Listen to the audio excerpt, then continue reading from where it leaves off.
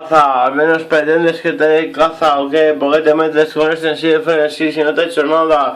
La verdad es que tampoco te metes mucho conmigo, es como lo que yo digo, un látigo de seda, lo tuyo es crema, tampoco suena tan mal, dices que eres mi fan, pero a veces me criticas un poco con intenso chiquitín fuera de aquí, a la que te escucho te cuento un, dos, tres, de esa lista que se esconda.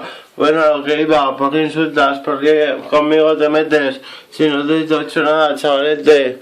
Aquí estoy yo que te supero líricamente y profesionalmente. Simplemente no tienes mi diamante y mi oro cromado. ¿Qué pasa? Que no lo has asimilado. Soy un trailer, un diamante en alquiler cualquier.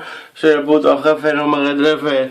Estoy en la mera que me crece, ten fe en el sencillo frenesí, tú di que sí, no puedes conmigo, ni siquiera si fueras Ronaldo, no puedes esperar temas llantos, ni quejidas.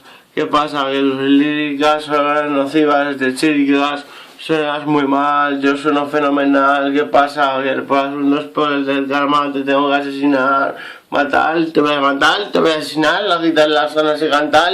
Zaragoza es mía. Zaragoza es mía, y el que lo dude y me lo diga, sangrando sigo peleando. No me paran ni con navaja, no me paran ni con navaja, sangrando sigo peleando, ahí estoy yo cantando.